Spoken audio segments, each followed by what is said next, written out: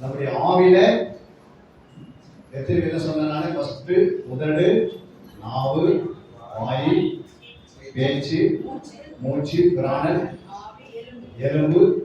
Already ஆவி மேல இருக்கிறது, ஆவி குறித்து நம்ம பார்க்கிறோம் இல்லையா? நான் கடைசியில் என்ன சொன்னேன்? ரோமர் 8:34 என்ன சொன்னாரு?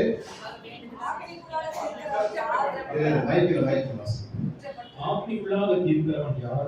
ஆக்கினிக்குள்ளாக தீர்க்கிறவன் யார்? கிறிஸ்துவே மரித்தவர். கிறிஸ்துவே மரித்தவர். அவரே எழுந்திருக்கிறார். அவரே எழுந்திருக்கிறார். அவரே தேவனுடைய வலது பாரசத்தில் இருக்கிறவர். அவரே எங்க இருக்கிறாரு? எதுக்கு இருக்கிறாரு?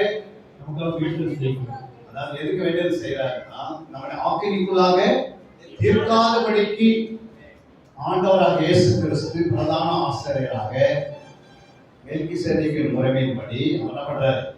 பிதாவின் வலது பக்கத்துல என்னை குறித்து, உங்களை குறித்து, எல்லாரையும் குறித்து என்ன செய்யறாரு?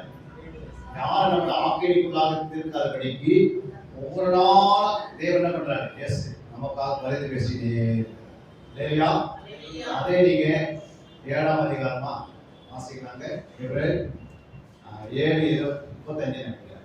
7:35 என்ன சொல்லுது? 7:35 இல்லையா? 7:25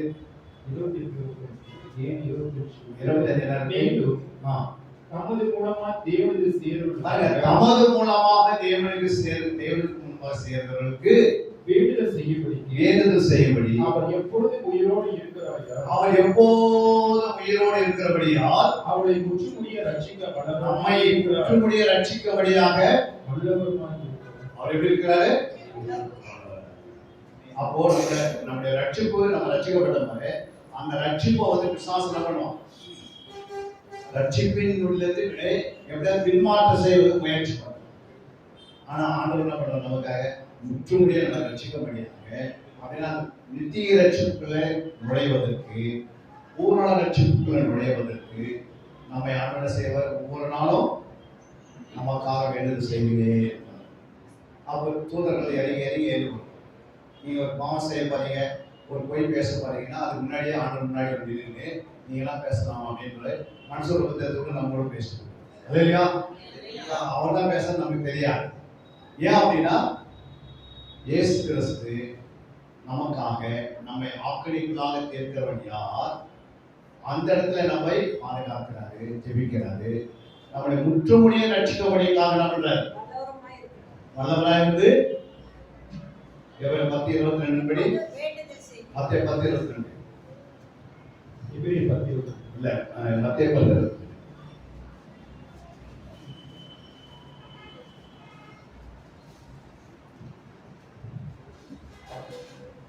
என் நாமத்தின் நிமித்தம் நீங்கள் எல்லாராலும் பகைக்கப்படுவீர்கள்.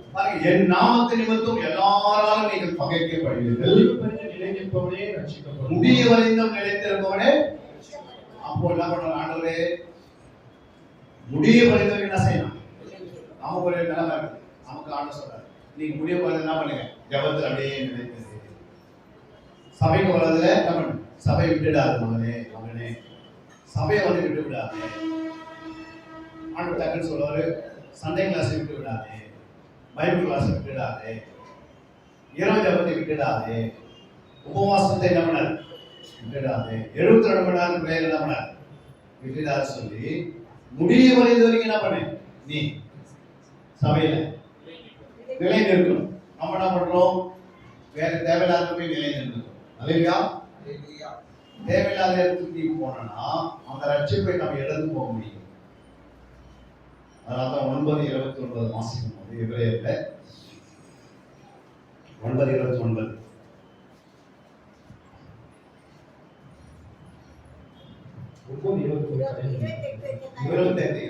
கிறிஸ்துவும் அநேகருடைய பாவங்களை சுமந்து தீர்க்கும்படியாக ஒரே தரம் பலியிடப்பட்டு நமக்காக நம்ம எல்லாம் அவருக்காக காத்து கொண்டிருக்கிறானே, அவர் நித்திய ரட்சிப்பை அறிந்தபடி இரண்டாவது பாவம் இல்லாத மக்களுக்காக என்ன பண்ணுவாரு? அவர் உலகத்துக்கு வந்து தரிசனம் ஆவார். அல்லேலூயா. யாருக்கு தரிசனம் ஆவாரு? யாருக்கிட்ட பாவம் இல்லையோ அவங்களுக்கு தரிசனம் ஆவார். அவர் என்ன சொல்றாரு அந்த வசனத்துல? கிறிஸ்துவ அனைவருடைய பாவங்களை சுமந்து தீர்க்கும்படிக்கு ஒரே தர பலி. அப்போ ஃபர்ஸ்ட் இயர்ஸ்க்கு எது வந்தாரு? பாவங்களை நம்ம எல்லாருடைய பாவத்தை சுமந்து தீர்க்கும்படி வந்தாரு. இரண்டாவது அவர் எதுக்கு வராரு? தமக்கான பாவம் ரட்சிப்பை அருளும்படி. அந்த ரட்சிப்பை அருளும்படி இரண்டாம் தர பாவங்களை இரண்டாம் தரம் பாவம் இல்லாத மக்களுக்காக வருவார். இல்லையா? அவர் பாவம் இல்லாதவர் நம்ம பாவத்தோட வந்தார் அர்த்தமா? ஆரம்பத்துல பாவம் இல்லாதவர்களுக்காக என்ன செய்வார்? அவனை கொண்டு போறதுக்காக இருதயத்திலே சுத்தமுள்ளவர்கள் தேவனை தரிசிப்பார். இருதயத்திலே சுத்தமா. அப்போ பாவம் இருதயத்தில் இருந்துச்சுன்னா நீ தரிசனம் வராது. ஆண்டு வந்து போயிடுவாரு. அப்புறம் உபத்திர காலத்துக்கு சிக்கிப்பீங்க.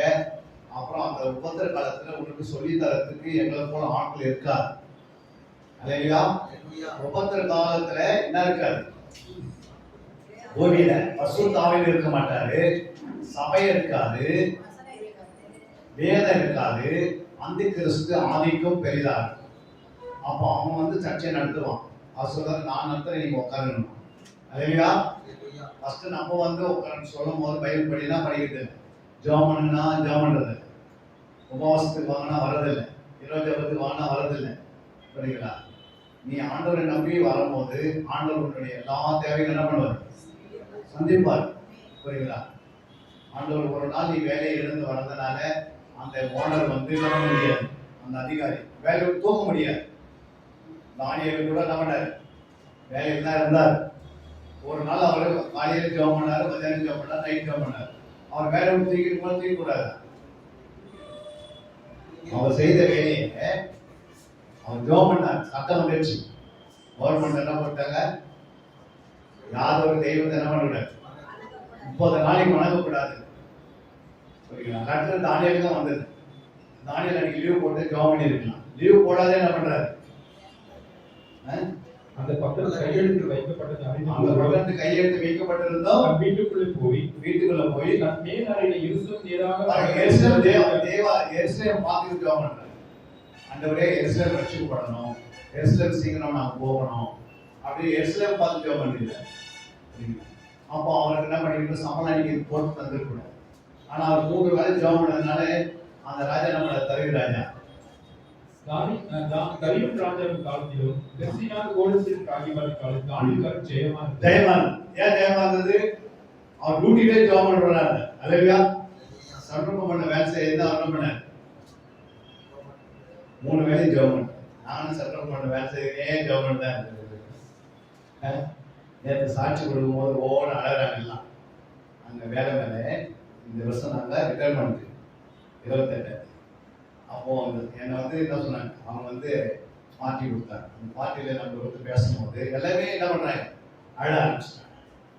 ஏன் அழ ஆரம்பிச்சிட்டாங்கன்னா இந்த சாட்சியெல்லாம் அவங்களுக்கு என்ன பண்ணுது? ஒருத்தர் சொல்றாரு, நீ உட்காந்து இடத்துல மாறி விட்டுட்டு போங்க அப்படின்றாரு. நீ எங்க உட்காந்து வேலை செய்றீங்க? அவர் சொல்லிட்டு போறாரு ஆபீஸ்ல வந்து காலையில். நாங்க இப்படி போயிட்டு இருக்கு, இந்த வார்த்தையில எப்போ கேட்பது எனக்கு தெரியல. அல்லேலூயா. ஏன் சொல்றோம்னா நம்ம எங்க இருந்தாலும் எப்படி இருக்கணும்? ஜெபத்தோடு இருக்கணும். ஆனா அதுக்காக ஜெபம் பண்ணணும். அவங்க முன்னாடி சாட்சியை ஜீவிக்கணும். அல்லேலூயா. அதனுடைய பிரதிபலனை ஆண்டவருக்கு ஆசீர்வாதம் கொடுப்பார். எடுத்தவர் கொடுத்துருவாரா? கடினமா வேலை செய்யணும், ஆண்டவர் சத்தத்தை ஜெபிக்கணும். அதிகாரிகளுடைய கண்ணில் அவர் என்ன செய்வார்? தயவுண்டாக்குவாரு. அதிகாரிகளுக்கு கீழ்ப்படைய சொல்லப்பட்டிருக்கிறது, எதிர்த்து நிற்கூடா சொல்லப்பட்டிருக்கிறது. ஒரு அதிகாரிக்கு எதிர்த்து நின்றால் அவன் யாருக்கு எதிர்த்து நிற்கிறான்? தேவனுக்கு எதிர்த்து நிற்கிறான். அப்படிதான் ஆண்டு சொல்லியிருக்கும் போது நம்ம மிக சாக்கிரதை என்ன செய்யணும்? வேலை செய்யற இடத்துல, நீங்க இருக்கிற இடத்துல அவங்களுக்காக சோமனிலே இருந்தாதான் ஒரு நாள் வரும்போது ஆண்டு நம்ம என்ன செய்வோம்? உயர்த்த கொடுப்பார். நம்ம உயர்ந்த அலுவலகத்துக்கு பார்த்து காரணம்னா ஆர்வத்திலேயே சாட்சியை ஜீவித்தார், சத்தியத்துல நிலையம். அல்லேலூயா. அப்போ அவருடைய ரட்சிப்பை அருளும்படி அவர் என்ன பண்ற? பூமிக்கு நடுவானத்துல வருவார். அந்த ரட்சிப்புக்குள்ள நாம் போகணும்னா பாவம் இல்லாத இருந்தாலும் போக முடியும். நம்மளுடைய ஆவி ஆத்மா சரித்து அடிக்கடி சுத்திகரிக்கணும். சரிங்களா? பாத்திரத்தை எடுத்துக்கணும். ஒரு நாளைக்கு நம்ம சாப்பிட்ற பாத்திரத்தை பிளேட் எடுத்து சுத்திகரிக்கணும். நம்ம சாப்பிட்ற பிளேட் எடுத்து சுத்திகரிக்கணும். வீட்டில் எப்போ போல சாப்பிட்றோமோ அப்போதான் நம்ம சுத்திகரிக்கணும். புரியுதுங்களா? எப்பப்பெல்லாம் நம்ம ஜபத்துக்கு போறோம் அப்பெல்லாம் என்ன செய்யணும்? சுத்திகரிக்கணும். அல்லேலூயா. அப்படிதான் வசனம் இருக்குது. ஏன் சுத்திகரிக்கணும்? உன் வித்து உருவாக வரைக்கும். 1 யோவான் 3ஆம் அதிகாரம் 9ஆம் வசனத்துல 1 யோவான் 3:9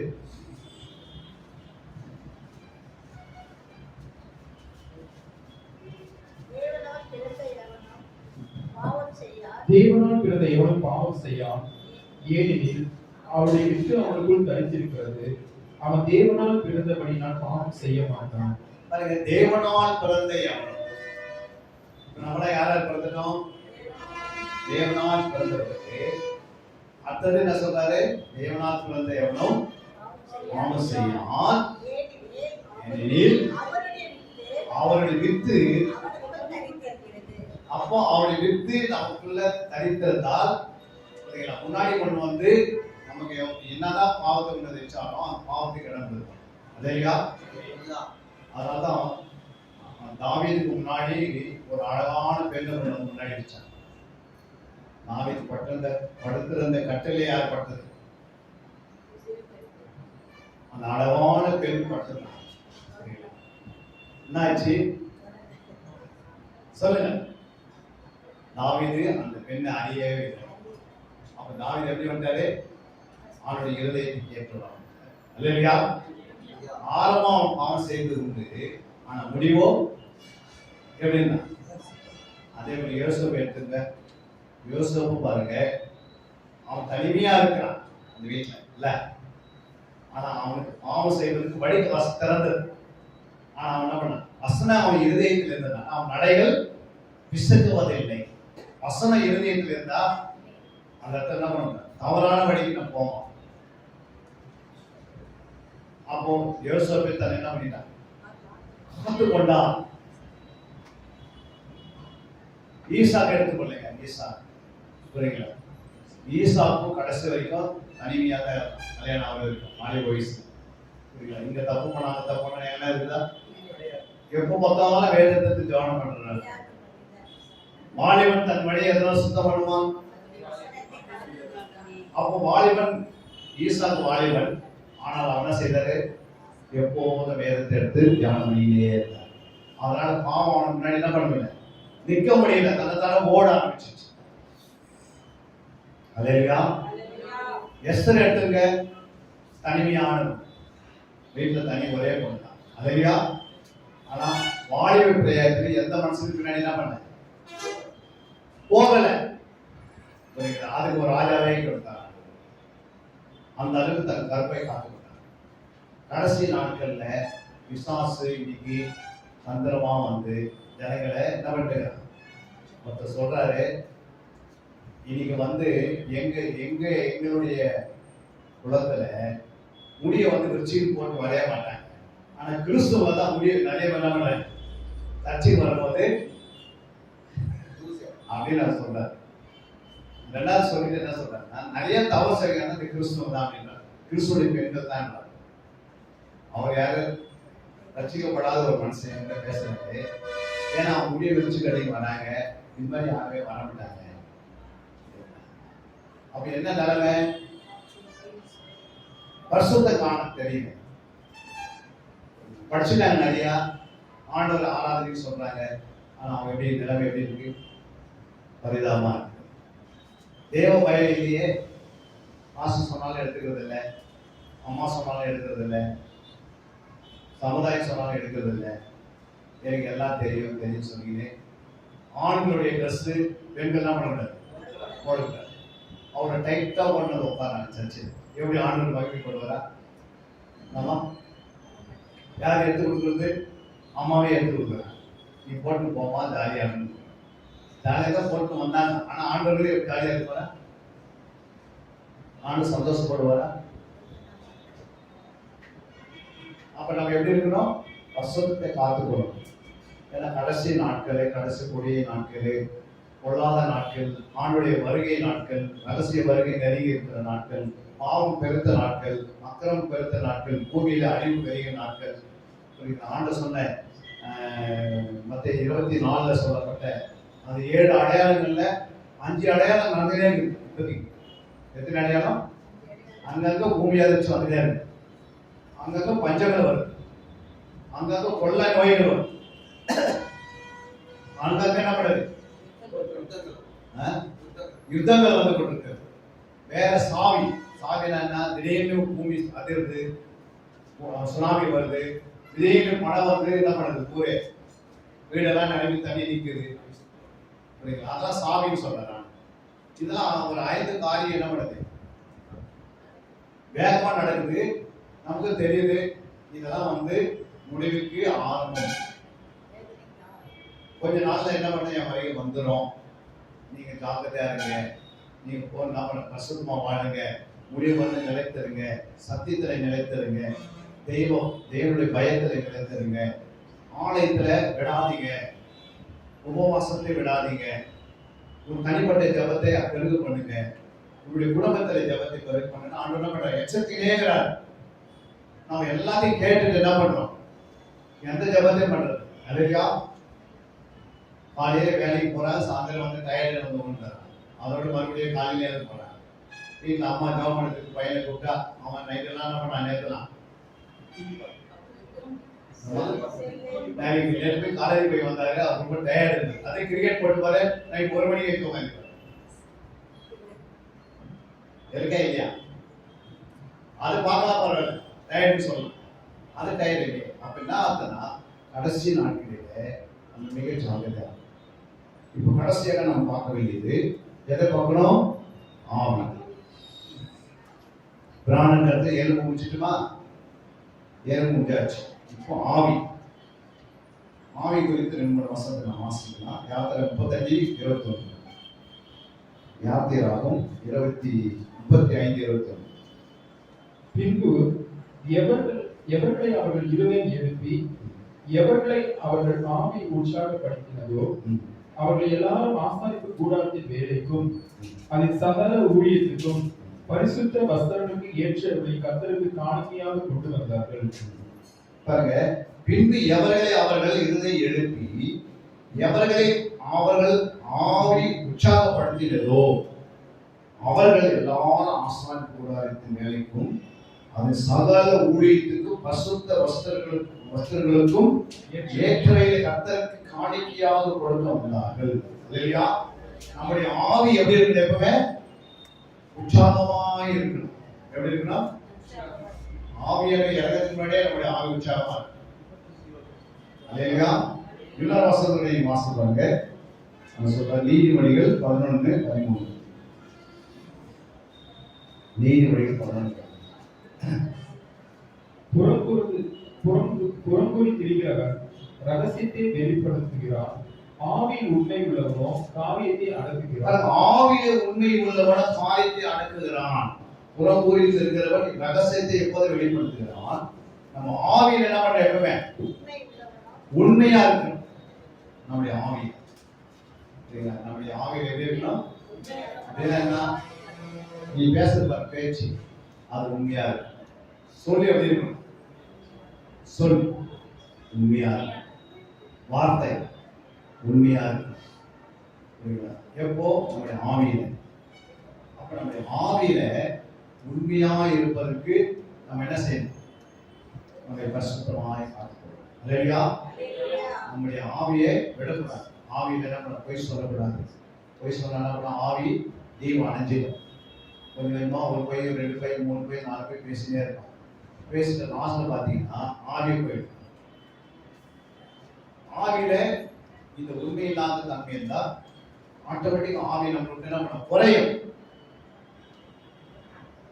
ஹார்ட் அட்டாக் வர ஆரம்பிச்சு, சிலருக்கு பிரஷர் பெருகிடும், பிபி பெருகும். ஏன் பிபி பெருகுது?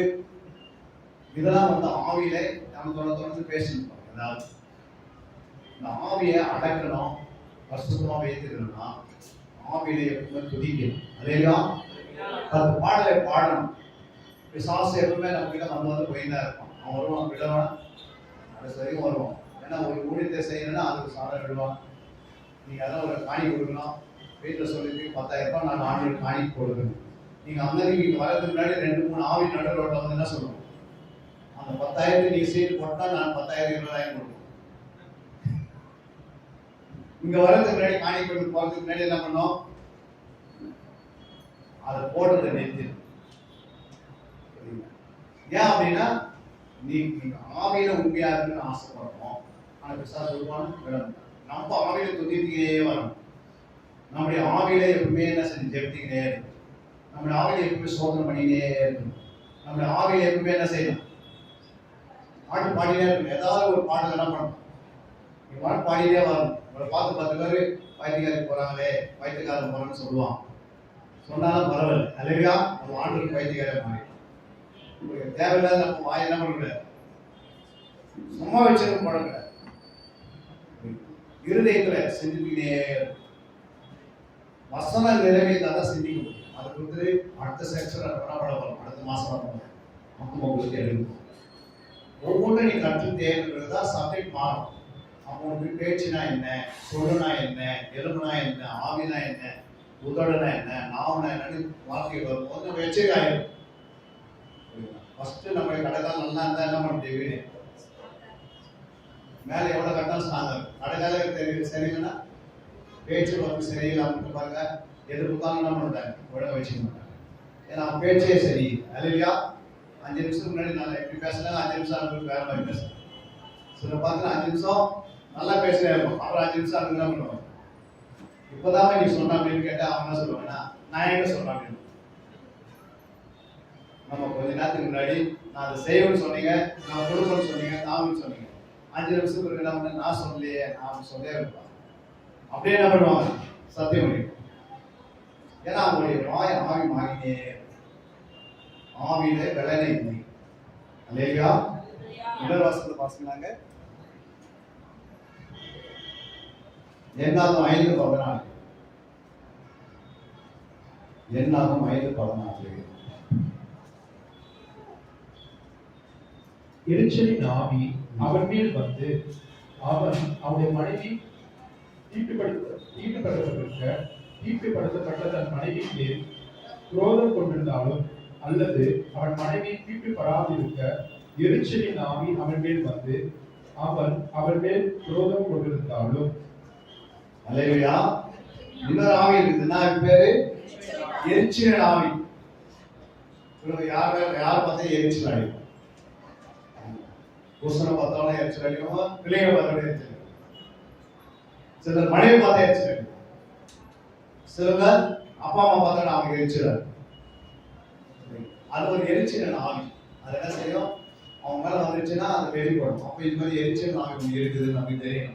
இப்ப தையவன் வந்திருக்குது, இந்த அம்மா மேல வந்திருக்கிறது, குடும்பத்துல வந்திருக்கிறது, உடனே முழங்கால் போயிட்டு அந்த 5 நிமிஷம் அதை வரான்னு சொல்லிட்டு வீட்டுக்குள்ள போய் கதை மூடிட்டு என்ன பண்ணும், இயேசு நாமத்தில் எரிச்சு நாவே என் கணவனை விட்டு என்ன பண்ணு, பிள்ளைங்களை விட்டு வெளியே போன அதன்னா அது போயிடும். அது நீங்க வந்து சந்தோஷமா நீங்க விட்டுட்டீங்கன்னா அதெல்லாம் பண்ணும்.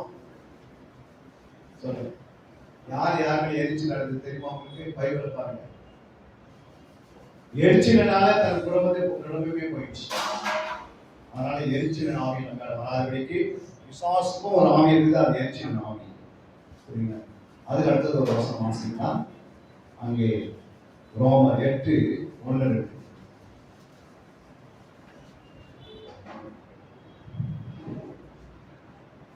ஆனபடியால் கிறிஸ்து இயேசுக்கு உட்பட்டவர்களாக இருந்து மாம்சத்தின்படி நடக்காமல் ஆவியின்படியே நடக்கிறவர்களுக்கு ஆக்கினை தீர்ப்பு இல்லை. பாருங்க, இங்க 2 சொல்றாரு. ஒண்ணு மாம்சத்தின்படி நடக்காது, நீ என்ன பண்ணி ஆவியின்படி நடக்கணும். எப்படி நடக்கணும்? ஆவியின்படி. மாம்சத்தின்படினா என்ன அர்த்தம்? ஆவியின்படினா என்னன்னா நமக்குள்ள வந்து ஆத்மா ஒன்று இருக்கிறது, அது ஒண்ணு. ரெண்டாவது வந்து நமக்குள்ள ஆவி இருக்கிறது, ஆத்மா இருக்கு, சரீரம் இருக்குது. சரீரம் ஒன்று, சரீரத்தின்படி நடவாத என்ன செய்யும், ஆவியின்படி நடக்கணும். அப்ப ஆவியின்படி நடக்கணும்னா ஜெபம் பண்ணணும், உபவாசம் இருக்கணும், அடிக்கடி என்ன செய்யணும், வேதத்தை வாசிக்கணும், ஆலயத்துக்கு போகணும். ஏதோ ஆவியின்படி நடக்கும். சரீரத்துப்படி நடக்குதுன்னு அர்த்தம், உபவாசத்துக்கு போகாது, ஜபத்துக்கு போகாது, பைபிள் வாசிக்காது, புரியுங்களா? அடுத்தது துதிக்காது, ஆணை கொடுக்காது. இது என்ன பண்ணும்? இது மாம்சத்தின்படி. அப்போ ஆணை சொல்றாரு, நீ ஆவியின்படி நடக்கணுன்ற வசனத்தின்படி நடக்கணும். அடுத்த வசனம் வாசிக்கணும். கிறிஸ்து இயேசுவினாலே ஆ, ஜீவனுடைய ஆவி பிரமாணம் ஆ. என்னை பாவம் மரணம் என்பது பிரமாணத்திற்கு விடுதலை ஆக்கிற்று. பாரு, ஜீவனின் பிரமாணம் என்ன செய்யுது? ஆவி பிரமாணம். ஆ, ஜீவனுடைய ஆவியின் பிரமாணம் என்ன பண்ணுது? பாவம் மரணம் என்று பிரமாணத்திலிருந்து விடுதலாகிடுச்சு. அப்படின்னா என்ன அர்த்தம்? எனக்குள்ள வந்து பாவம் இருந்தது, அதனால மரணம் வருது. புரியுங்களா? அப்போ இந்த பாவ பிரமாணம், இந்த மரணத்தின் பிரமாணம் எனக்குள்ள இருக்குது. இப்ப என்ன ஆச்சுன்னா அது எனக்கு எப்படி போயிடுச்சுன்னா, இந்த ஆவியின் இந்த வசனம் வந்து ஆவியா இருக்கிறது, ஜீவனா இருக்கு. இப்ப இந்த வசனத்தை நீ நிறைய தியானம் பண்ணீங்க அப்படின்னா இந்த ஆவியின் பிரமாணம் நமக்குள்ள, இந்த ஆவின் ஜீவன் பிரமாணம் நமக்குள்ள வந்து நமக்குள்ள இருக்கிற இந்த மரணத்தினுடைய அடிமைதனத்தை அழிச்சு. இல்லையா? மரணமே இல்லை அப்படின்னு ஃபர்ஸ்ட் நம்ம மரணம்ன்றது ஒன்று இருக்குன்னு சொல்லுவோம். கிறிஸ்துவுக்கு மரணம்ன்றது இல்லை. அப்படின்னா அந்த சரீரத்துல சாகதான் போய் சாகலாம் இல்லையா? புரியுங்களா? நம்ம மரணம்ன்றது எதையும் நினைக்கிறாங்கன்னா இவங்க ஆத்மாத மரணம் நினைக்கிறாங்க. இல்லையா? சரீரம் ஆல்ரெடி டெத்து. சரீரம் வந்து ஒரு நாள் மண்ணு என்ன பண்ணும்? போகணும், இல்லைன்னா மறுவாடி. இதை போய் மரணம் சொல்ல ஆண்டவர். இந்த உள்ளதர அந்த ஆத்மா மறுபடியும் அது என்ன செய்யுது? மரித்து இருக்கிற அந்த ஆத்மாவும் மரணத்தில் இருக்கிற இதை ஜீவனின் பிரமாணம் போய் நம்ம உயிர்ப்பிக்கப்படுது. இந்த உள்ளான மனுஷன் என்ன பண்றான்? ஆத்மா உயிரடைந்து அதுக்கு மாம்சத்தின் படி நடக்க மாட்டாங்க, ஆவின் படியே நடக்கும். இந்த உள்ளான மனிதன் ஆத்மாவை நம்ம என்ன செய்யணும்? சாகடிக்க கூடாது. விசுவாசம் என்ன பண்றான்? இன்னைக்கு உலகத்துல ரசிக்க கூடாது, ஆத்மா செத்து கெடுக்குது. அந்த உயிரோடு அவர் சத்தவர்கள் சரீரத்தில் உயிர் இருக்குது, ஆத்ம சத்து இருக்குது. அதை பாவத்துக்கு மறித்து நீதிக்கு நம்ம என்ன பண்ணணும்? கிடைக்கணும். பாவம் நம்ம பாவத்துக்கு நம்ம அடிமை கிடையாது. நீதி தான் நமக்கு அடிமையா இருக்கு. நீதிக்கு அடிமையா இருக்கிறோமா? நீதி செய்யணும். ஜெபம் பண்றது நீதி. கர்த்தருக்கு கொடுக்கிறது நற்கிரிகளை செய்யறது நீதி. 4 பேருக்கு போய் சுவிசேஷம் அறிவித்தா நீதி. புரியுங்களா? 4 பேருக்கு போய் என்ன பண்ணணும்? சுவிசேஷம் அறிவிக்கணும். 4 பேருக்கு என்ன பண்ண? போய் உதவி செய்யணும், நற்கிரிகளை செய்யணும். இதெல்லாம் வந்து நீதியை குறிக்கிறது. அப்போ பாவத்துக்கு மறிக்கணும்னால மாம்சத்துக்கு நம்ம என்ன வேலை செய்யக்கூடாது. இந்த உலகத்துக்காக என்ன பண்ணிக்கூடாது? ஓடினே இருக்கக்கூடாது. வேலை வந்து நீ 8 மணி நேரம் வேலை செய்யறதாலும் அது ஆண்டோடைய கணக்கு வந்துடுது. நீ யார் வேலை செய்யற? உங்களுக்கு வேலை செய்யறீங்க, ஆண்டோருக்கு வேலை செய்யறீங்க. நீங்க எந்த வேலையில இருந்தாலும் அந்த வேலை யார் வேலை செய்யறீங்க? கர்த்தருக்காக செய்யறீங்க. என்ன வேலை செய்யக்கூடாது? சாராய கடையில் போய் சாராயத்தை வைக்க கூடாது. அது ஆண்டு சொன்னார். சினிமா தேட்டர் போய் டிக்கெட் கொடுக்க கூடாது. எனக்கு ஒரு வேலை கிடைச்சிச்சுங்க, நான் என்ன பண்றேன்? சினிமா தேட்டர் டிக்கெட் தரா 2000 10,000 சம்பளம் தரேன் அப்படின்னா அது பிரச்சனை. அது என்ன வேலை? என்ன வேலை? அது தேவனுக்கு பிரியமில்லாத வேலை. வீடு சுருட்டுறங்க, எனக்கு வேலை கிடைச்சிச்சு கம்பெனியில, வீடு சுருட்டுற வேலை. அதனால எனக்கு வந்து சாம்பளம் வாசம். அது வந்து நான் இன்ஜினியரா இருக்கிறேன். அந்த தசை வாக்கு நான் கொடுக்குறேன். வாச சொல்லுவாரு, இந்த தசை வாங்க எனக்கு வேண்டாம் சொல்றாரு. சொல்லணும். பாஸ்டர் என்ன பண்றேன்? தசை வாங்க எனக்கு வந்து வர லாபத்தையா அப்படின்னு வாங்கிக்கிறேன். வீடி கம்பெனியில வேலை செய்யறேன்னா அது தேவ சுத்தங்க, அது பிசாசு கம்பெனி இல்லையா? அதை போய் வேலை செய்யக்கூடாது. அதாவது தவறான வேலைகளை செய்து ஆண்டு விரும்புறது. வேலை என்பது எதுவா இருக்கணும்? அவருடைய சுத்தத்தின்படி. இல்லையா? இப்படித்தான் எனக்கு சினிமா தேட்டரு, வீடு சுருட்டுறது, சாலை கடை வேலை செய்யுது, சீட்டு கம்பெனி வேலை செய்யுது, பொய் சொல்றதுல வேலை செய்யுது, திருடத்துல வேலை செய்யுது. திருடுறதே ஒரு வேலையா வைப்பாங்க சார். இதெல்லாம் வந்து ஆண்டோடைய விருப்பம் இல்லை. அந்த 2 எஜமானுக்கு என்ன பண்ணாது? அப்ப எதுனா எஜமான அர்த்தம் என்ன? ஒரு எஜமான ஒரு எஜமான் சாப்பிட்டாங்க, ஒரு எஜமான் எஸ். விசுவாசத்துக்கு நீ ஒரே செய்யாது, வேலை செய்யலாம். விசுவாசம் வேலை என்னன்னா நான் சொன்ன மாதிரி தான். மதுபான கடையில யாருக்கு? விசுவாசம். அதுக்காக நீ போராடுற மனுஷனா இருக்கிற தவிர அது எதிர்க்கிற தவிர அது என்ன பண்ணக்கூடாது? அதை போய் வேலை செய்யணும். எத்தனை பேர் புரியுது நான் சொல்றது? அப்போ ஆவின் ஜீவனின் பிரமாணம் நம்முடைய இருதயத்துல ஆத்மால வந்து அடிமைத்தனத்தில் இருக்கிற அந்த மனித ஆத்மா உயிர்ப்பிக்கப்படுது. எத்தனை பேர் புரியுது சொல்லுங்க? எத்தனை பேர் புரியுது இன்னைக்கு நான் சொன்னது? அதுக்கு அடுத்தது வாசிக்கலாம் ஒரு வசனத்தை. மத்தேயு 8ஆம் அதிகாரம் 16 வசனம். இது 8:16. அஸ்தமான போது பிசாசு பிடித்தது அநேகரை அவரிடத்தில் கொண்டு வந்தார்கள். அவர் அந்த ஆவிகளை தமது வார்த்தையினாலே துரத்தி பிணியாளிகள் எல்லாரையும் சுத்தமாக்கினார். பாருங்க, அஸ்தமான போது பிசாசு பிடித்திருந்த அநேகரை அவரிடத்தில் கொண்டு வந்தார்கள். அவர் அந்த ஆவிகளை தமது வார்த்தையினாலே துரத்தி பிணியாளிகள் எல்லாரையும் சுத்தமாக்கினார். அல்லேலூயா. ஃபர்ஸ்ட் ஒரு ஆவி என்ன பண்றாரு? ஒரு அசுத்தாவி துரத்துக்கு என்ன வேணும்? நம்முடைய வாயில ஆண்டுடைய வார்த்தை வேணும். நமக்குள்ள வார்த்தை இருக்கணும் ஆவியில. இந்த வார்த்தையை நம்ம பிசாசுல பயன்படுத்தணும். அவன் பிசாசு என்ன பண்ணுது? பிசாசு என்ன பண்ணுது? விசுவாசமா நீ பேசும்போது அந்த ஆவியை அவன் விட்டு போயிடு. சரிங்களா? போன பிறகு என்ன இருக்குங்களா? அவனுடைய சுபாவம் இருக்கும். பிசாசு சுபாவத்தை விட்டு போயிடும். அவன் ஓடி விடுவான். ஆனா அவன் சுபாவம் எங்க இருக்கும்? யாருக்குள்ள இருந்தாலும் அந்த சுபாவம் போயிருக்கு. சரிங்களா? சுபாவம் இருக்கும். ஆனா என்ன இருக்கு? ஆவி இருக்கு. ஆவி வெளியே போயிடுச்சு. பேதருக்கும் யூதாசுக்கும் வித்தியாசம் அப்படின்னா, யூதாசுக்குள்ள பிசாசு புகழ்ந்துட்டான். பேதருக்குள்ள பிசாசு புகழல, தூண்டி விட்டான். தூண்டி விடுறது எதுக்குன்னா, அந்த பிசாசு சுபாவம் பேதருக்குள்ளதுனால தூண்டிடுறான். அவன் மறைவதிக்கிறான். ஆனா பிசாசே இறந்து போயிட்டான். யூதாசுக்கு மறுபடியும் அவன் திரும்பியே வரல. அல்லேலூயா. இவன் யார் திரும்பி வந்தானா? இவனுக்கு சுபாவம் தான் திரும்பினான். இருக்குதா? அப்போ பேதருக்குள்ள மறுதலிக்கிற சுபாவம் பிசாசு சுபாவம் இருந்தது. ஆனா பிசாசு தூண்டி விட்டான், மறுதலித்தான், என்ன பண்ண மனம் திரும்பினான். ஆனா யூதாசுக்குள்ள பிசாசு உள்ள போனது மறுபடியும் திரும்ப முடியல. புரியுங்களா? மறுபடியும் பிசாசு கேட்கறான், நான் என்ன செய்யணும்னா, பாப்பா நீ கையில இருந்து எங்க வா, என் பின்னாடியே வான்னா வந்துட்டான். கையில மேல போடு, மரத்துல போட்டுனா போட்டுட்டான். இயேசு சாவதுக்கு முன்னாடி என்ன பண்ணிட்டான்? நாண்டு கொண்டு சென்றான். அதுக்கு என்ன காரணம்? பிசாசு புகுந்துட்டான். அதே போலதான் நமக்குள்ள பரிசுத்த ஆவி உள்ள புகுந்துட்டான்னா நம்ம ஜப ஓடினே இருக்கும். எப்ப பார்த்தாலும் வேதம் ஓடும். எப்ப பார்த்தாலும் பைபிள் இருக்கும். எப்ப பார்த்தாலும் ஆண்டவர் காரியத்தை செய்யணும். இதெல்லாம் என்ன? ஆவியான உள்ள வந்துட்டார். ஒருத்தருக்குள்ள ஆவியானது இல்லைன்னா தானே பண்றாங்க அவங்க. இந்த மனுஷோட ஆவியை ஒன்றுமே பண்ண முடியாது. நம்ம ஆவியை என்ன பண்ண முடியும்? கொஞ்சம் போலாம், 10 மணி நேரம் தேவைன்னா 2 மணி நேரம் உட்காரணும். ஆனா தேவ ஆவி ஒருத்தருக்கு இருந்தா அவங்க 12 மணி நேரம் அப்படியே உட்காரணும். உங்களுக்குள்ள தேவ ஆவி இருக்குதுன்னு வச்சுக்கோங்க. நீங்க ஏன் போசனோட கெட் போயிட்டு நீங்க கேட்ட நிறுத்திட்டு தள்ளி விட்டாரு போக வேண்டாம். ஏன் சொல்லு?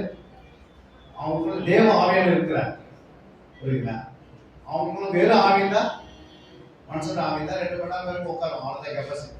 இல்லை 4 மணி நேரம் உட்காரும். எப்படி என்ன பண்ணுவாங்க? முயற்சி பண்ணி உட்காந்து எப்படியாவது அவன் தலையா காட்டிட்டு போயிடுவான். பிசாசு ஆகிட்டா அவன் கேட்டு வந்து நின்றுட்டு பார்த்துட்டு போயிடுவான். கொஞ்ச நேரம் நிற்பாங்க, என்ன நடக்குது? ஜபம் நடக்குது, ஐயா வந்துருக்கிறாரு, நிச்சயமா வசனத்துக்குள்ள புகுத்துவாரு, என்னால இங்க இருக்க முடியாது. அதனால ஃபர்ஸ்ட் பிசாசு சொல்றாங்க, என்ன பண்ணும்? உள்ள வராதாட்டி பார்த்துட்டு போட்டுட்டு நிறைய பேர் வந்து ஓட்டாங்க. அல்லையா? ஏன்னா அவங்களுக்கு தெரியும் இவ்வளவு வசனம் வரும்போது குழந்தை தெரிஞ்சு என்ன வருது. அதனால தான் ஃபர்ஸ்ட் மெசேஜ் கொடுக்குறது யாருன்னு அவனுக்கு தெரிஞ்சுதான் என்ன பண்ணும்? சாசு வருமா வரக்கூடாது. அல்லையா? தேவனுடைய வசனம் நமக்குள்ளே இருக்கணும். நம்முடைய ஆவினா என்ன, ஆத்மனா என்ன, சரீரனா என்ன, எத்தனை பேரை புரியுது? நம்முடைய நாவல ஃபர்ஸ்ட் என்ன இருக்கணும்? வாய், நாவு, பேச்சு, மூச்சு, பேச்சு, பிராணன், ஆவி, எலும்பு. இதெல்லாம் வந்து ஆவியோடு இணைந்திருக்கு. இல்லையா? ஒன்றுக்கு பின்னாடி ஒன்று இருக்கிறது. புரியுதுங்களா? நமக்கு தெரியல. கண்ணை பார்க்கிறோம், கண்ணு பின்னாடி கண்ணு இருக்கு, மனக்கண்ணு. அந்த கண்ணு நமக்கு தெரியாது, அது திறந்தாதான் தெரியும். ஆவின் கண்ணு கண்ணுக்கு பின்னாடி தான் இருக்கு. இந்த கண்ணுக்கு பின்னாடி தான் எல்லாமே இருக்கு. ஆண்டவர் நமக்கு 6 கண்களை உண்டாக்கி வச்சிருக்கிறார். இந்த 6 கண்ணு நம்ம என்ன பண்ண முடியாது? அம்மா வந்து கண்ணாடி போட்டு பார்க்கறாங்க. ஏன் பார்க்கறாங்க? அது ஒரு கண்ணா இருக்கு. கண்ணாடி கண்ணாடி சரீர கண்ணு வந்து போயிடுச்சு. இப்ப அந்த இடத்துக்கு சரீர கண்ணத்துல கண்ணாடி வேலை செய்யும். இல்லையா? சரீர கண் நல்லா இருந்தா நீங்க கண்ணாடி போடுவீங்களா? போட மாட்டோம். இப்ப சரீர கண்ணத்துல எந்த கண்ணு வேலை செய்யுது? கண்ணாடி. இந்த கண்ணாடி வேலை செய்யும். அது மாதிரி மனக்கண்ணை திறக்கும் போது இந்த கனி மேலேயே புரியுங்களா? அதுக்குள்ள வேதத்தை நீங்க அப்படியே படிப்பீங்க. மனக்கண்ணை திறக்கணும். அப்புறம் ஆவியின் கடை திறந்தா தரிசனம் எல்லாம் பார்க்கணும். உங்களுக்கு முன்னாடி எத்தனை ஆவி போகுது ரோட்ல பார்த்தீங்கன்னா ஆவியின் கடை திறந்து கண்ணுங்க அப்படி ஜோமனிட்டு வந்து பாருங்க. உங்களை இந்த இடத்துல எவ்வளவு ஆவிகள் இந்த ரோட்ல ஒரு பஸ் டிரைவர் போய் என்ன பண்ணணும், அந்த வண்டி மேல போகுது இந்த வண்டி போதுட்டு அவங்களுக்கு என்ன பண்ணணும், சிந்தனை ஊட்டும். இந்த ரோட்ல ஆவி பகல் போகும். நீங்க பாருங்க, நைட்ல தனியுமே போறீங்கன்னா நாய் என்ன பண்ணும், பின்னாடி துரத்தம். யார் துரத்துது? நாய் நம்மளும் பார்த்து பின்னாடி இந்த ஆவி போகும். அப்ப அதுல வந்து நாய்க்கு தெரியும், ஏன்னா அது என்ன இல்லை, நாய்க்கு ஆத்தமா இல்லாதனால டைரக்டா ஆவியில பார்க்கும். ஆவி மிருகங்கள் வந்து ஆவியை டைரக்டா பார்க்கும். நமக்கு வந்து ஏன் திறக்க மாட்டதுன்னா நம்ம ஆவியில கேட்கறது ஆண்டவரே இந்த ஆவிகள்லாம் பார்க்கணும் அப்படின்னா காட்ட ஒரு ஆண்டு. புரியுங்களா? இந்த இடத்துல எவ்வளவு ஆவி போகுது அப்படின்னா நீங்க ஜோமனிலே இருக்க ஒரு நாள் கண்டு தரலாம். அதுக்கு நீங்க வீட்டு வரத்தே வரல, இன்னொரு தான் தரணும். வீட்டுல இருந்தே காட்டுவார். ஆவியின் கடை தந்து இங்க காட்டுவார் தரிசனம். இந்த இடத்துல பாருங்க, இந்த இடத்துல ஏன் ஆக்சிடென்ட் அதிகமா நடக்குது. ஆக்சிடென்ட் நடக்குதுன்னா சும்மா நடக்குது, அவன் சிந்தனைகளை திருப்புவது தான் பிசாசு, எண்ணெய்களை திருப்புறது. புரியுங்களா? அவன் கரெக்டா தான் ஓட்டிட்டு வருவான். அந்த இடத்துல வரும்போது கரெக்டா நம்ம தூக்கி தோங்க வச்சிடலாம். அப்ப இதெல்லாம் வந்து நம்மளுடைய ஆவியின் கண், மனக்கண்கள், சரீர கண்கள், புரியுங்களா? இதெல்லாம் வந்து எப்ப திறக்கணும்னா மனக்கண்கள் திறந்தா வேதத்தை நல்லா கற்றுக்குவோம், ஆவியின் கண்ணை திறந்தா தரிசனங்களை பார்ப்போம், சரீர கண்ணை திறந்தா சாதாரண படிப்போம் இல்லையா? அது மாதிரி ஆவி வந்து மிக அவசியம். நமக்குள்ள ஆவியில இப்படி ஒரு கண்ணு பார்க்கணும், உள்ளான கண்ணு இருக்கிறது, அதான் மனக்கண்ணு, இல்லை ஆவியின் கண்ணு. சரி, எத்தனை பேருக்கு புரியுது? ஒரு இன்னைக்கு நம்ம ஆவி குறித்து தெரிஞ்சுக்கணும். இப்ப நீங்க போய் வீட்டில் என்ன பண்ண, இதெல்லாம் நீங்க ஒரு டைரி போட்டு இல்ல ஒரு பெரிய ஒரு 50 ரூபாய்க்கு லாங் சைஸ் நோட்டை வாங்கி வந்து அந்த நோட்டில் என்ன பண்ணணும், ஒத்த வசனத்தெல்லாம் எழுது, நல்லா எழுதி ஆட்டு மாதிரி வரும்போது எனக்கு காட்டணும். அவங்க ஆத்மாவிற்கு அந்த மாதிரி நான் எடுப்பேன். அதுக்கடுத்து சரீரத்துக்கு தெரியும். 3 மாசத்துக்கு இவங்களுக்கு ஆவி ஆத்மா சரி தெரிஞ்சு புரியும். அப்புறம் ஆத்மால எப்படி வேதம் உள்ள போகணும், ஆவிய வேதம் எப்படி போகணும், சரீரத்தை எப்படி வரணும், அது தனியாக எடுக்கும். ஆவி ஆத்மா சத்து 3 வேதத்தை மதிக்கிறது. அது ஒரு 3 மாசம். எத்தனை பேருக்கு நீங்க பிரயோஜனமா இருந்தது? எல்லாருக்குமே பிரயோஜனம் இல்லையா? இப்போ உங்களோட சாட்சி நேரம், நீங்க சாட்சி என்ன பண்ணணும், என்ன ஆவியான உங்களுக்கு பேசலாம் சொல்லி நீங்க உங்களுடைய சாட்சியை ஆண்டவருக்கு முன்பாக நீங்க செலுத்தணும் இல்லையா? சாட்சி சொல்றதுக்கு நமக்கு எப்படி இருந்தாலும் ஒரு 20 நிமிஷம் தேவைப்படும். கடைசியில் ஜாப் பண்ணி நான் முடிக்கிறதுக்கு 10 நிமிஷம். யாரா சொல்ல பாருங்க?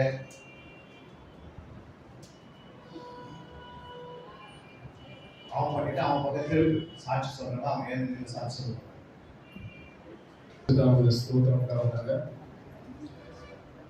ஆவின்றது இதுதான் முதல் முறையா கேட்டிருக்கேன். இவ்வளவு சத்தியத்தை வந்து அடைஞ்சிருக்கிறதை நீ தான் கேட்டிருக்கேன். உண்மையாகவே மிகவும் பிரயோஜனப்பட்டதா இருந்தது. ஆவி அப்படின்னா நம்ம சாதாரணமான ஸ்பிரிட் சொல்றது தேவன் கொடுத்து அது ஒரு தீபமாக இருக்கின்ற அவ்வளவுதான் அந்த வசனம் தெரியுமே தவிர அந்த ஆவியில வந்து இவ்வளவு கனெக்டிவிட்டி இருக்குன்றது எனக்கு தெரியாது.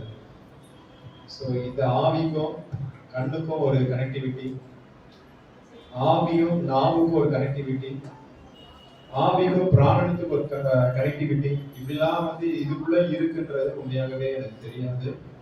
ஆனால் இந்த சத்தியத்துல இப்படிப்பட்ட காரியங்களை பெற்றுள்ள போது மிகவும் ஆச்சரியமா இருந்தது. உண்மையாகவே ரொம்ப ஆசீர்வாதமாக பிரோஜனப்படதான் இருந்தது. ஒவ்வொரு காரியத்தை கற்றுக்கொள்ளும் போது வசனத்தின் அடிப்படையில வாசிக்க தான் உட்காந்து வாசிக்க பைபிள் வாசிக்கிறோம். ஆனா அதுக்குரிய அர்த்தம் நமக்கு சரியா அந்த நேரத்துல நமக்கு தெரியல. ஜெனரலா உட்காந்து வாசிக்கும் அப்படியே பிளைனா வாசிக்கிறான்னு நமக்கு தெரியல. பட் அவர் விளக்கி அதை கூறும் போதுதான் தெரியுது அந்த வேத வசத்துல இவ்வளவு அர்த்தம் அடங்கியிருக்குன்னு சொல்லி. அதனால மிகவும் இது ஒரு ஆசீர்வாதமாய் பிரோஜனப்படலாம் இருந்தது. கத்திரிக்கை மகிமை உண்டாவதாக இது அருமையாய் விளக்கம் கொடுத்த அந்த போதற்கு உள்ள நாளுக்கு நன்றி தெரிவிக்கிறேன். காலையிலிருந்து இந்நேரம் தான் கர்த்தருடைய வார்த்தையை நாங்கள் கேட்டதுக்கு ரொம்ப பிரோஜனமா இருந்தது. வாய், நாவு, மூச்சு, பேச்சு, பிராணன், ஆவி, எலும்பு, வாயை குறிச்சு இத்தனை சுற்றி இருக்கிறது இந்த வார்த்தைகள்லாம். அதுல பேச்சுல நம்ம எப்படி இருக்கணும், துரோக பேச்சு நமக்குள்ள இருக்கக்கூடாது, மேட்டுமையான பேச்சு நமக்குள்ள இருக்கக்கூடாது, தீமையான பேச்சு நமக்குள்ள இருக்கக்கூடாது, நம்ம யாரையும் தூஷித்து பேசக்கூடாது, நிந்தையான பேச்சு நமக்குள்ள இருக்கிறது, நம்மளோட சொந்த பேச்சு நம்ம அதிகமா பேசக்கூடாது. இந்த பேச்சை பத்தி அநேகமா எடுத்தாரு. பிராணனன் எடுத்திருக்கிறாரு, பிராணனை வாங்க தேடினார்கள். இந்த மாதிரி நிறைய அநேக காரியங்களை குறித்து பேசினாரு. ரொம்ப பிரோஜனமா இருந்தது. எலும்பு குறிச்சும் எடுத்தாரு. அது எங்களுக்கு, அதாவது எலும்பு ஆரோக்கியமானது, பலன் குறைந்தது, எலும்புகளில் உலர்ந்து போயிடுச்சு அப்படின்னு நிறைய வார்த்தைகள் சொன்னார். கோபம், பாவம், எலும்புல ஆரோக்கியம் இல்லைன்னு சொன்னாங்க. கர்த்தர்னால என் எலும்புகள் உலர்ந்து போயிடுச்சு, நிறைய வார்த்தைகள் சொன்னாங்க. அநேக வார்த்தைகள் நாங்கள் கேட்டோம். அது எங்களுக்கு பிரோஜனமா இருந்தது. கர்த்தருடைய பரிசுத்த நாமத்துக்கு ஸ்தோத்திரம். நாமத்துக்கு ஸ்தோத்திரம்.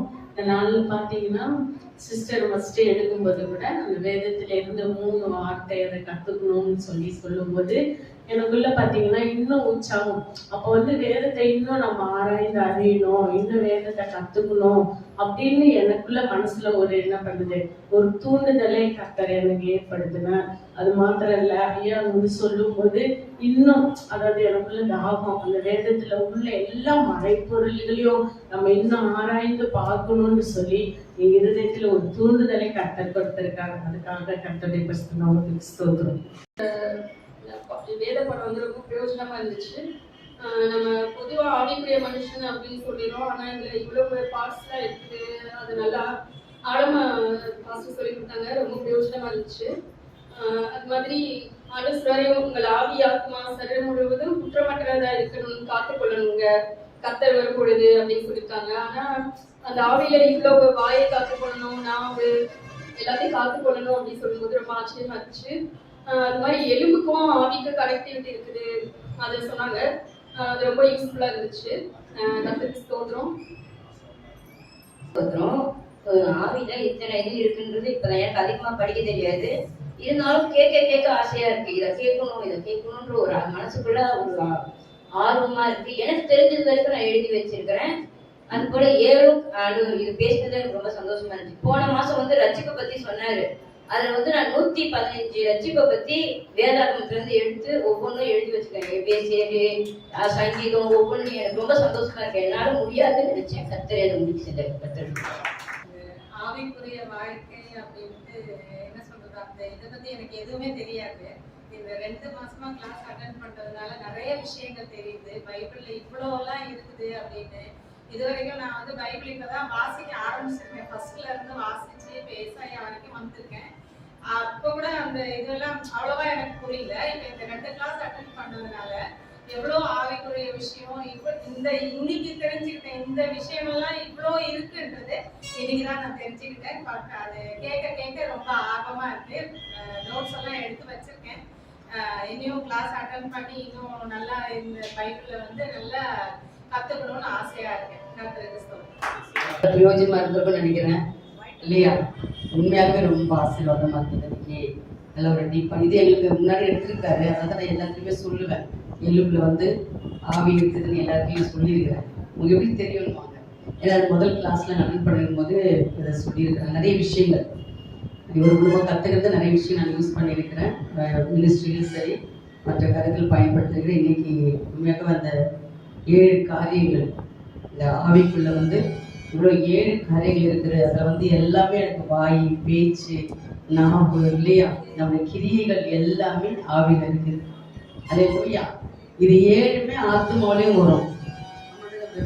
இந்த 7மே ஆத்மாவிலும் வரும், சரீரத்துக்கும் வரும். ஆனா இது ஆவியில எப்படி கிரியை செய்துன்னு இன்னைக்கு பார்த்தோம். அதாவது ஆத்மாவில இந்த 7ம் எப்படி அதை காத்துக்கொள்ளணும். அது மாதிரி ரொம்ப அருமையான ஒரு சத்தியம். உங்களுக்கு ஒரு நல்ல ஒரு ஆப்பர்ச்சுனிட்டி. இதை நீங்க விட்டு விடாதபடிக்கு தொடர்ந்து இதுல கலந்து கொண்டு ஆசீர்வாதம் பெற்றுக்கோங்க. உண்மையாக எனக்கு அது பிரயோஜனமா இருந்தது. காலையிலேருந்து இது வரைக்கும் எப்படி 25-30 பாட்டு பாடியிருப்போம் போல இருக்கு. உண்மையாகவே ஒரு பெரிய சந்தோஷம் தான். ஆமே வாக்கியம் தானே. காலையில 7லேருந்து இப்போ 7 மணி வரைக்கும் தெய்வ சமூகத்துல இருக்கிறதுன்றது கர்த்தருடைய உண்மையே தேவன் கொடுத்த இந்த 3 4வது மாதம் நடக்குது நினைக்கிறேன் இல்லைம்மா. இந்த 4 மாதங்களும் இவ்வளோ ஒரு பாக்கியத்தை எனக்கு கற்றுக் கொடுத்துருக்குறார். அல்லேலூயா.